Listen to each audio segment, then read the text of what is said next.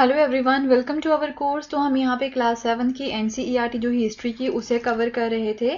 तो first chapter जो है इसका हमने कंप्लीट कर लिया है एंड अब हमने यहाँ पे सेकंड चैप्टर जो है वो स्टार्ट किया था अपनी लास्ट वीडियो में, जिसमें हम न्यू किंग्स एंड किंगडम्स के बारे में पढ़ रहे थे।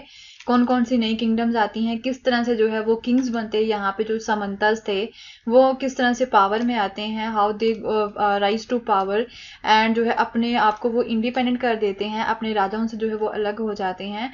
एंड लैंड ग्रांट्स के बारे में हमने यहाँ पे पढ़ा था, प्रेशस्टिस के बारे में देखा था।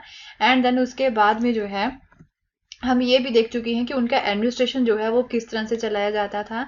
एंड इवन जो है वहाँ पे हम देखते कि ब्राह्मण जो होते वो भी हेल्प करते थे यहाँ पे उनके एडमिनिस्ट्रेशन में, अपने राजाओं की एडमिनिस्ट्रेशन में।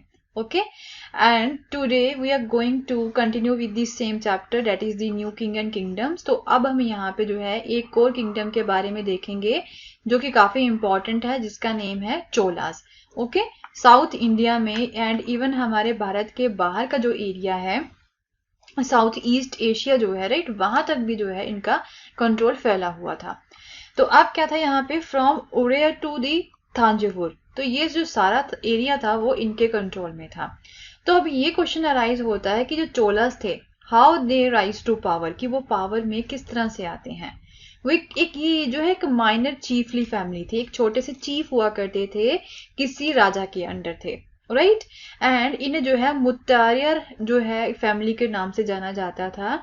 एंड कावेरी डेल्टा जो है, साउथ इंडिया में कावेरी डेल्टा जो है वहां पे जो है ये कंट्रोल कर लेते हैं उस एरिया को। तो ये जो चोलाज हैं वो किसके कंट्रोल में हुआ करते थे, वो किनके अंडर काम किया करते थे, किसके सबऑर्डिनेट थे? They were the subordinate to the Pallava kings of Kanchipuram. Kanchipuram के जो पालवा किंग्स थे उनके अंडर ये काम किया करते थे। एंड विजयालया जो कि एक तरह से चीफली फैमिली थी इनकी चोलास की, वहां से वो बिलोंग करते थे, एंशिएंट चीफली फैमिली थी चोलास की, वहां से वो बिलोंग करते थे, जो कि उरेयर से थी। ओके, एंड वो क्या करते हैं, they capture the delta from the Muttaraiyar in the middle of the 9th century. तो 9th सेंचुरी में जो डेल्टा है, कावेरी डेल्टा को जो है विजयालय अपने कंट्रोल में कर लेते हैं। Okay, he build the town of Thanjavur. तो वो जो है उन्होंने थांजावुर का जो एक टाउन है, जो कि अभी आप देखते हो कि कितना फेमस है, उसे जो है उन्होंने बनाया था। एंड एक तरह से एक टेम्पल भी बनाया था, निशुम भासुदिनी नाम की जो कोई गॉडेस हैं, राइट, उनका टेम्पल भी इन्होंने बनाया था। एंड देन अब विजयालया के सक्सेसर्स आते हैं बाद में। तो वो जब यहाँ पे रूलर बन जाते हैं तो उन्होंने इस अपनी किंगडम को और भी ज्यादा बढ़ाने की कोशिश की थी। एंड जितने भी नेबरिंग एरियाज हैं, नेबरिंग रीजन्स है, उसे भी जो है कंकर कर लेते हैं। एंड जिसकी वजह से इनका जो किंगडम है वो साइज में भी बढ़ जाता है एंड इवन जो है वो पावर में भी बढ़ जाता है। तो अब यहाँ पे इनके ऑपोजिट थे Pandyan and Pallavas, right. Pandyan and जो पालवास थे वो दोनों ही चोलास के खिलाफ थे। बट यहाँ पे जो सक्सेसर्स हैं विजयालया के, वो इन दोनों ही किंगडम्स की टेरिटरीज को जो है वो अपने कंट्रोल में कर लेते हैं। ओके, जो यहाँ पे साउथ एंड नॉर्थ की तरफ इनकी जो टेरिटरीज थी, इन्हें भी जो है अपने कंट्रोल में कर लेते हैं चोलास। तो राजा राजा वन जो कि चोला किंगडम थे, they consider the most powerful Chola ruler, उन्हें जो है सबसे पावरफुल चोला रूलर बोला जाता है। वो 985 में रूलर बने थे। एंड इवन जो है साउथ इंडिया के जितने भी एरियाज है उसके ऊपर जो है ये अपना कंट्रोल बढ़ा लेते हैं। एंड उन्होंने जो है अपनी एम्पायर का जो एडमिनिस्ट्रेशन होता है, जो प्रशासन होता है, उसे भी रीऑर्गेनाइज किया था, काफी अच्छे से उन्होंने इसे रीऑर्गेनाइज किया था।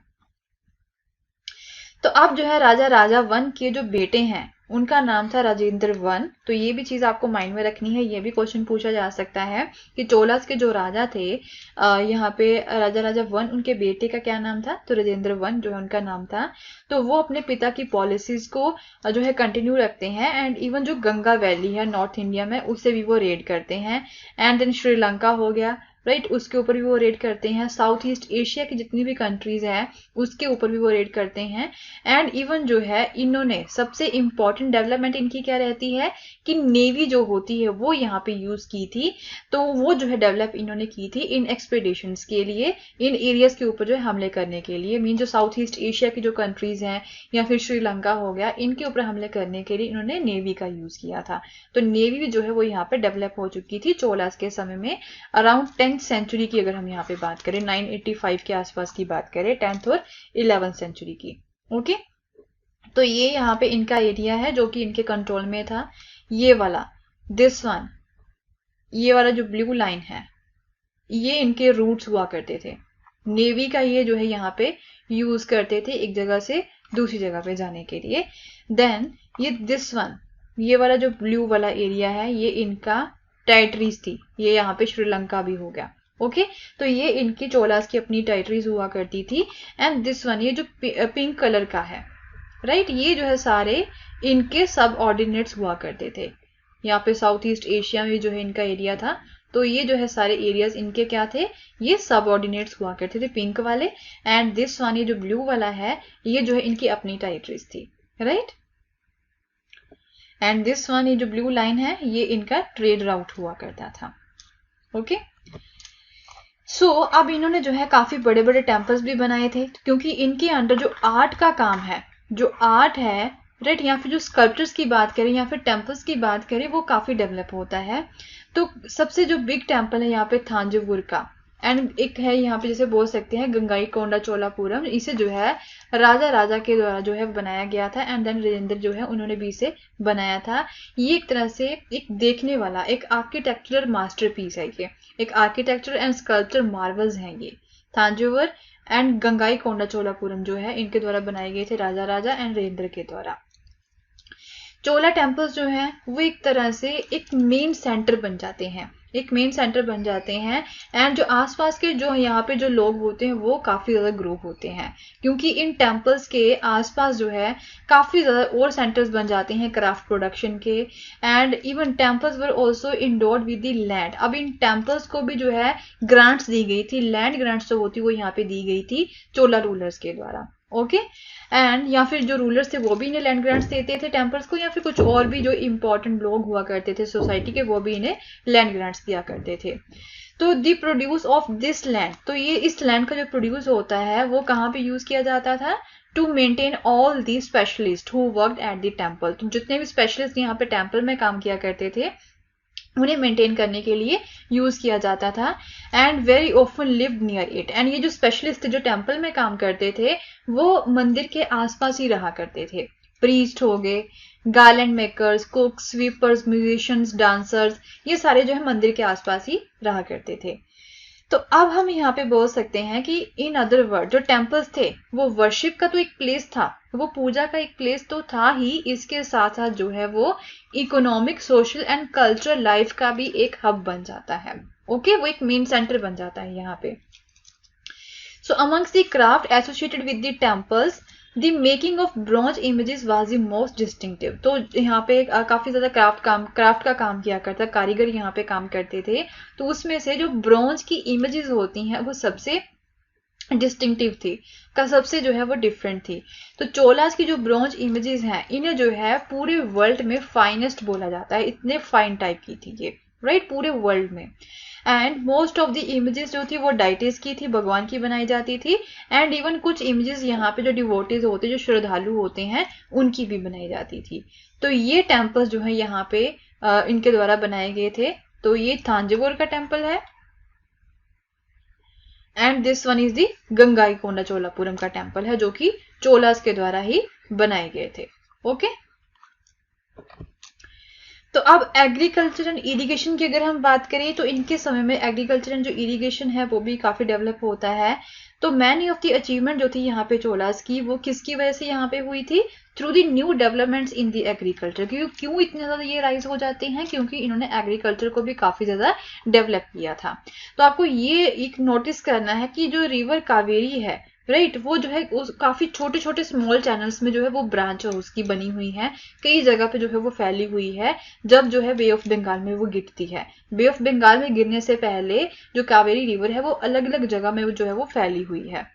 तो कभी कभी जो चैनल्स थे वो ओवरफ्लो भी हो जाते थे, यानी इसके आसपास की जितनी भी जो लैंड थी, इसके किनारों के आसपास जितनी भी लैंड थी वो जो है अब फर्टाइल सॉइल बन जाती है, क्योंकि पानी वहां पे काफी ज्यादा अवेलेबल था ओवरफ्लो होने की वजह से। तो इसकी वजह से अब क्या रहता है कि इस पानी की वजह से एग्रीकल्चर के लिए जो एक नेसेसरी मॉइस्चर होता है, राइट, फसल को जो नेसेसरी मॉइस्चर यहाँ पे चाहिए वो भी मिल जाता था। पर्टिकुलरली राइस के लिए, राइस की खेती के लिए यहाँ पे मॉइस्चर की तो काफी ज्यादा जरूरत रहती है, तो वो वहां पे मिल जाता था। ऑल्दो एग्रीकल्चर जो है वो पहले ही यहाँ पे डेवलप हो चुका था तमिलनाडु के कई पार्ट्स में, बट यहाँ पे अगर 5th या फिर 6th सेंचुरी की बात करें तो यहाँ पे जो है अब लार्ज स्केल पे, काफी बड़े स्केल पे जो है अब कल्टीवेशन होनी स्टार्ट हो जाती है। तमिलनाडु में पहले भी यहाँ पे डेवलप हो चुकी थी एग्रीकल्चर, बट अब जो है लार्ज स्केल पे ये डेवलप हो जाती है। तो कुछ रीजन्स में इन्होंने जो है फॉरेस्ट को भी क्लियर किया था एग्रीकल्चर करने के लिए, एंड यहाँ पे पूरी लैंड को भी इन्होंने डेवलप किया था। एंड अगर डेल्टा रीजन की बात करें तो यहाँ पे इम्बैकमेंट्स बनाई जाती थी, मीन वहाँ पे खेती करते थे, जहाँ पे जो रिवर यहाँ से गुजरती थी उसके आसपास का जो एरिया वहाँ पे इन्हें जो है किनारे बनाने पड़ते थे, सो डैट की फ्लड की वजह से यहाँ पे जो इनकी फील्ड में जो पानी है वो ना आ जाए, इनकी फसल जो है वो ना खराब हो जाए। तो एक साल में 2 क्रॉप्स जो है वो उगाई जाती थी। तो इन मैनी केसेस यहाँ पे क्रॉप्स को आर्टिफिशियली भी जो है पानी दिया जाता था। तो ये तो हम बात करिए कि कावेरी के आसपास के जितने भी एरियाज है वहां से पानी आ जाता था, बट कुछ ऐसे एरियाज भी थे यहाँ पे पानी नहीं पहुंचता था, उन्हें जो है कुछ दूसरे मेथड्स जो होते हैं इरिगेशन के वो यहाँ पे यूज करने पड़ते थे। तो जिसकी वजह से बोल सकते कि वेल्स जो होते, कुएं जो होते वो इन्होंने खुदवाए थे यहाँ पे, या फिर बड़े बड़े टैंक्स जो होते हैं वो यहाँ पे बनाए थे, सो डैट की रेन वाटर को ये एक तरह से सेव कर सके, कलेक्ट कर सके, उस पानी को वो जो है इरिगेशन के पर्पस के लिए यूज कर सके। ओके तो जो इरिगेशन है उसके लिए काफी प्लानिंग की जरूरत यहाँ पे रहती है, लेबर को ऑर्गेनाइज करना, रिसोर्सेज की यहाँ पे जरूरत रहती है। एंड अब क्या था यहाँ पे कि इन काम्स को भी इन कामों को जो है अच्छे से मेंटेन करना, एंड कितना पानी है जो वो यहाँ पे शेयर करना, तो ये सारी प्लानिंग की यहाँ पे काफी ज्यादा जरूरत रहती है, राइट। तो अब न्यू रूलर्स जो थे, ये जो रूलर्स थे, चोला रूलर्स थे, वो इस प्लानिंग में काफी हिस्सा वो डाला करते थे। एंड इवन जो है विलेजेस में जो भी लोग यहाँ पे रहा करते थे वो भी अच्छे से प्लानिंग यहाँ पे किया करते थे, इस प्लानिंग में उनका भी हिस्सा रहता था, तो इन एक्टिविटीज में उनका काफी इंटरेस्ट रहता था, राइट। तो उनके एम्पायर का जो एडमिनिस्ट्रेशन, जो प्रशासन है वो किस तरह से चलता था, तो यहाँ पे पीजेंट्स की सेटलमेंट्स थी, तो इन पीजेंट्स के ग्रुप को क्या बोला जाता था, उर बोला जाता था। तो ये भी चीज आपको माइंड में रखनी है, काफी इंपॉर्टेंट है आपके लिए एग्जाम पॉइंट ऑफ व्यू से।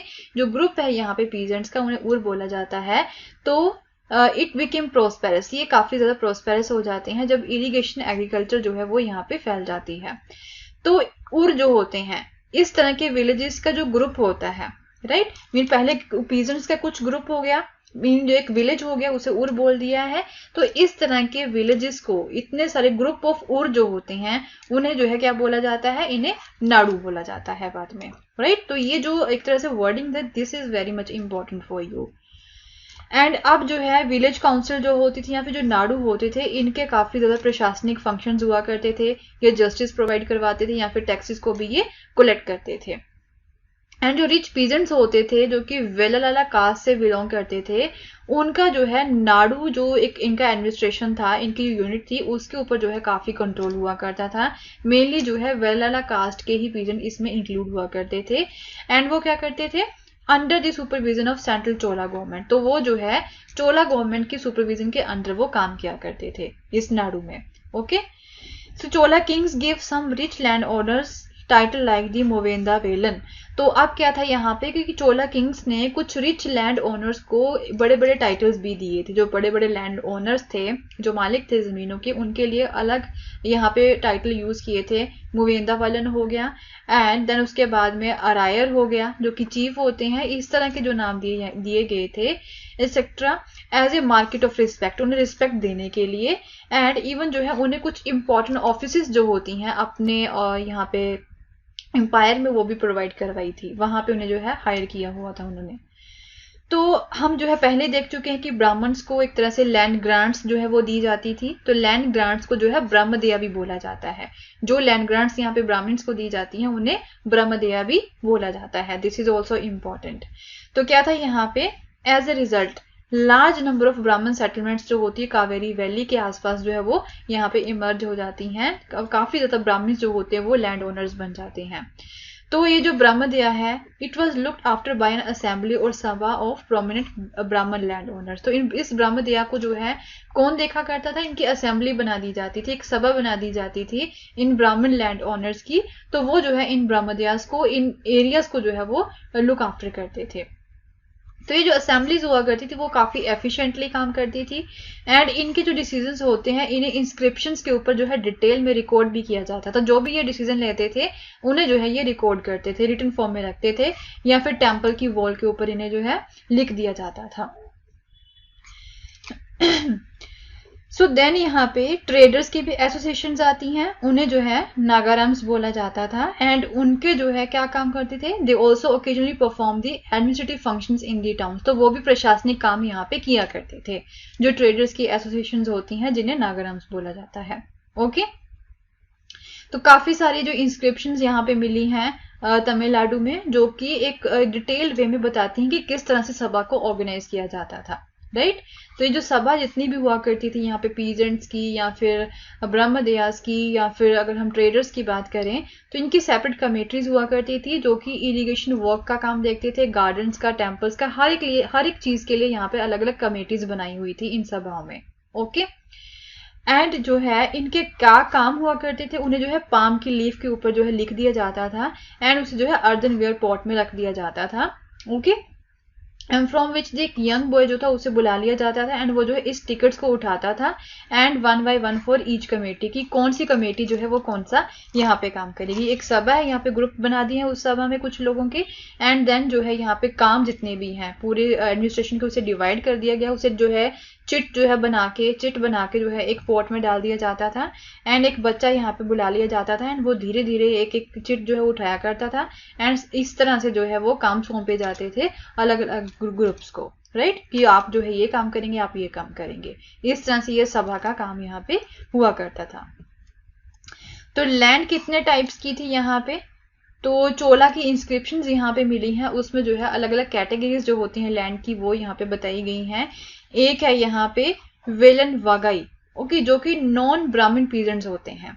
राइट, जो कि आम पीजेंट हो गए, जो कि ब्राह्मण का काम नहीं करते हैं एंड बट वो पीजेंट हैं, तो जो लैंड उन लोगों को दी जाती है उन्हें जो है वेलन वागाई बोला जाता है। तो दूसरा आ गया यहाँ पे ब्रह्मदेया, जो लैंड यहाँ पे ब्राह्मण्स को गिफ्ट की जाती है। राइट, तो ये तो आप देख ही चुके हो। देन शाल भागा हो गया, जो कि स्कूल की मेंटेनेंस के लिए लैंड यहाँ पे दी जाती है।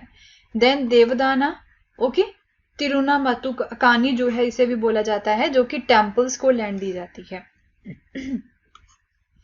देन पलीचंदम हो गया, जो कि कुछ जैन इंस्टीट्यूशंस थे यहाँ पे, तो उन्हें डोनेट की जाती है लैंड। तो यहाँ पे अलग अलग टाइप्स की लैंड थी जो कि अलग अलग पर्पस के लिए यहाँ पे एज ए ग्रांट गिफ्ट की हुई थी। कुछ नॉन ब्राह्मण्स प्रेजेंट को दी जाती थी, वहां से वो टैक्स कलेक्ट कर सकते थे, या फिर कुछ ब्राह्मण्स को दी होती थी जिन्हें ब्रह्मदेया बोला जाता है, स्कूल की मेंटेनेंस के लिए दी जाती थी। देन टेम्पल्स को जो है दी जाती थी as a gift and then उसके बाद में कुछ जैन इंस्टीट्यूशंस हो गए उन्हें भी डोनेट की जाती थी। Okay, so with this we have completed the chapter number 2 also। तो नेक्स्ट वीडियो में चैप्टर नंबर 3 को स्टार्ट करेंगे। अगर आपको मेरा कोर्स पसंद